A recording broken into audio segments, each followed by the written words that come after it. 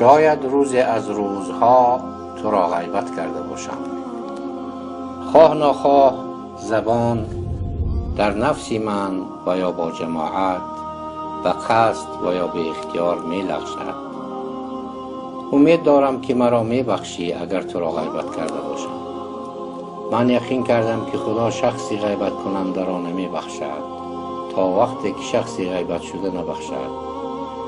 این نوار را به هر کسی که در روی خط من هست فرستادم. این نه به خاطر ضعف و بیچارگی من است، بلکه به خاطر ترس از خدایی که آسمان و زمین در اختیار اوست.